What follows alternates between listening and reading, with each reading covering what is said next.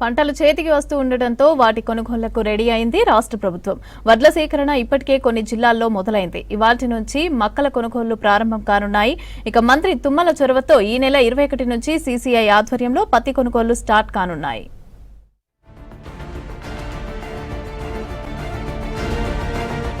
వానాకాలం సీజన్ పంటల కొనుగోళ్లకు సర్కారు సిద్ధమైంది. ఇప్పటికే వడ్ల కొనుగోళ్ల కోసం 6 జిల్లాల్లోని ధాన్యం సేకరణ కేంద్రాల్లో రైతుల వివరాలు నమోదు చేసుకుంటుంది. అలాగే ఇవాల్టి నుంచి మక్కలు కొనడానికి కూడా సిద్ధమైంది. మరోవైపు ఈ నెల 21 నుంచి సీసీఐ ద్వారా పత్తి కూడా కొనడానికి లైన్ క్లియర్ అయింది. 80 లక్షల టన్నుల వడ్లు, 27 లక్షల టన్నుల పత్తి, 6 లక్షల టన్నులకు పైగా మక్కల కొనుగోళ్లకు ప్రభుత్వం రెడీ అయింది.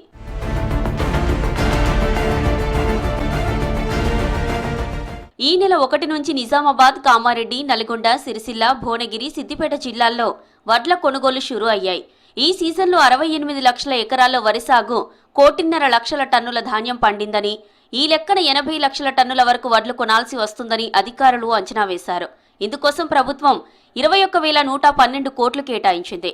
సన్న వడ్లకు క్వింటాలు 500 రూపాయల చొప్పున బోనస్ కూడా ఇవ్వనున్నారు. మరో 15 రోజుల్లో వడ్ల సేకరణ వేగవంతమవుతుందని, కొనుగోలు కేంద్రాల్లో కావలసిన పరికరాలను సిద్ధం చేస్తున్నామన్నారు.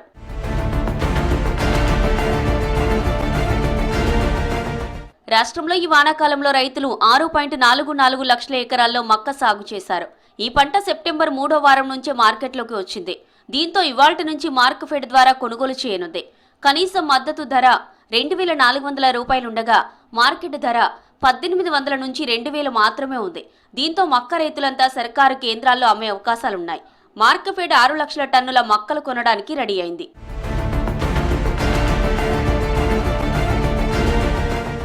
జిన్నింగ్ మిల్లులతో మంత్రి తుమ్మల జరిపిన చర్చలు ఫలించడంతో సీసీఐ ఆధ్వర్యంలో రాష్ట్ర వ్యాప్తంగా ఈ నెల 21 నుంచి పత్తి కొనుగోలు ప్రారంభం కానున్నాయి. మన రాష్ట్రంలో 45 లక్షల ఎకరాల్లో పత్తి సాగు కాగా 27 లక్షల టన్నులు ఉత్పత్తి అయిందని అధికారులు అంచనా వేస్తున్నారు. దీనికి తగ్గట్టు 328 జిన్నింగ్ మిల్లుల్లో కొనుగోలు ప్రారంభించనున్నారు. జాబ్ వర్క్ టెండర్లలో మిల్లర్లు పాల్గొనకపోవడంతో ఆలస్యమైనప్పటికీ మంత్రి తుమ్మల నాగేశ్వరరావు చర్చలు జరపడంతో సమస్యలు తొలగాయి. అయితే కపాస్ కిసాన్ యాప్లో నమోదు చేసుకున్న రైతుల నుంచే కొనుగోలు చేయనున్నారు అధికారులు.